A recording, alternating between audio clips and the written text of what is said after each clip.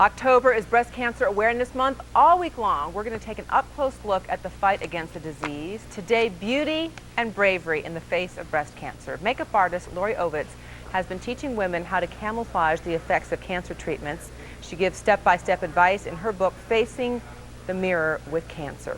Lori and breast cancer patient Christine Jackson are here this morning, just steps away from me. They're set up in our makeup room. Good morning to both of you. Good morning. Daryl, how are you? I'm doing great. I'm a little jealous here, a little treatment that Christine is getting.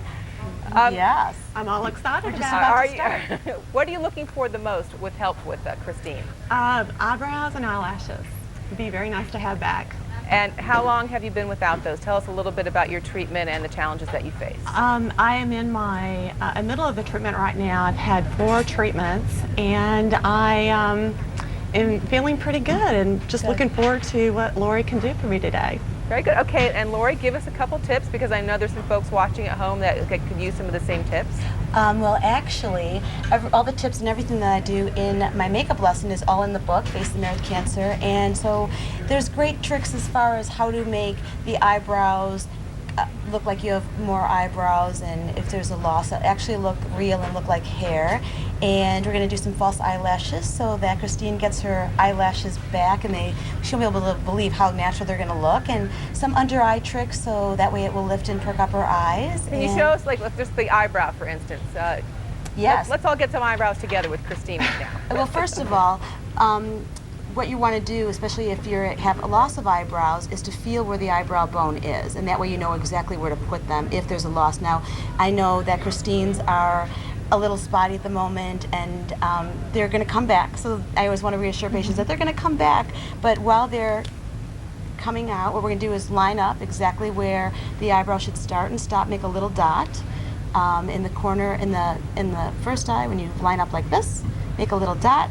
From here to here is where your eyebrow should, and naturally we're going to make a little dot over here, and then looking straight into the mirror, right where the black part of your eye is, this is where your eyebrow should start to arch up. And the trick is not to make a line, because if you make a line, it's going to look like a line of eyebrows, but to make little hair-like strokes. And if you look at your eyebrows real closely, you'll see they almost start to grow in like rows. So Christine's eyebrows have thinned quite a bit, so I'm making itty-bitty little strokes, hair-like, and this pencil is the perfect color for her hair. And as you see, though they're really spotty, they're actually looking like they're filling in. And this is a 2-step process. I do a powder on top of it, and that way it locks it in. This is a waterproof pencil, but the most important part is just to make little hair-like strokes so that you can actually looks like hair. And even all the way out to the back. And as you lose your brows and as the brows are coming back, it's going to make them look even more natural. And as you see the difference in the 2 eyebrows. Now I'm going to take a little eyebrow color. Christine looks better already, doesn't And it? I'm doing the same thing. I'm loving it. I can see how happy you are. You know, we're going to let you ladies do some work. We have a little work of our own to do here with the news, and we're going to have Lori kind of do the whole makeover and then bring you out at the end of the hour so we can see just how gorgeous Thank you. you're getting today. Okay, ladies, you get back to Thank work. you. We have transformation. It's complete. We're going to take you back to the CNN makeup room and give you an update on our makeover with Lori Ovitz. Wow, Christine Jackson looking great. Thank you. You like? I feel great. Good. Well, you should, because you look fantastic. We're going to bring both you and Lori out in just a few minutes, and we're going to talk about the magic that you're able to work there, Lori, and some other tips that can help other breast cancer patients out there. So we are going to do that in just a bit. Right now, though, a quick break. Well, it is Breast Cancer Awareness Month, and this hour we're looking at how makeup can make a big difference in the lives of women battling the disease. Makeup artist Lori Ovitz and breast cancer patient Christine Jackson were in our makeup room earlier for a demonstration. They are here with the after. Nice to meet you in person and to see the fabulous work. Thank you. As I said, you had good work. You had a good So model. beautiful So, without anything on. Stop it. Exactly. Tell us a little bit about your fight with breast cancer. Where are you in your treatment? Well, I was diagnosed in May, and I've had 3 treatments so far. Of chemotherapy? Chemotherapy. I've had a mastectomy in June, and they're going as well as to be expected. I have a few more to go, and then radiation.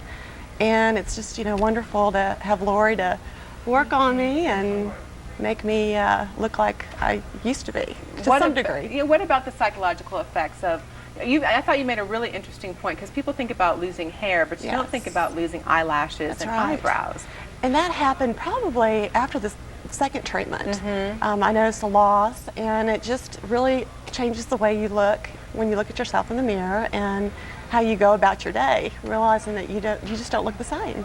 Okay, so Lori, come in with some of the tips on what you did, so both people at home can see, and also when Christine's not with you by her side, some of the things that she can pick Well, up. actually, the best part about the book is exactly the way I teach. So it's word for word, exactly how the lesson goes. And I think a big tip too is with the eyebrows, it's really hard. You know, the diagnosis is hard enough to deal with, and you don't really want to get into the whole makeup issues. And as your hair starts to come out, it's a very traumatic experience, I'm sure. But the goodness is they do come back, and they will come back. And this is all to get you well. But for when you don't know where to put your eyebrows, it's great to just feel and touch where to put them. Then my technique is to just make light feathery strokes with a pencil that will match a little bit darker than your hair color, and then go over it again in light feathery motions with the powder, and it'll lock it in. There's great tricks in there, so if you're completely at a loss, besides being able to feel where to put them, is how to line up exactly, and then that's like your little map. Also for the lashes, I mean, today Christine's eyelashes are fake. And they look completely real. But they look great. Who cares? I'm sitting right next to you, they look great. And the eyeliner on the bottom, little technique into how it kind of looks like the illusion that you have bottom eyelashes. Also how to pick up tired eyes. And the best part is that she can go home and she can do it all by herself. Excellent. Which is, and our final seconds, Christine, the difference it makes in you of how you feel. I feel good. I'm ready to go out, and I feel glamorous again. Well, you look great. The book, once again, Facing the Mirror with Cancer. Good luck with the book. Thank you. And Christine, good luck with your fight. Thank you very much. Appreciate it. As I was telling you in the break, a cause near and dear to our hearts. My mother, breast cancer survivor, Jackie Jarris's mother, a breast cancer survivor as well, and Jackie has a look at weather. Jackie?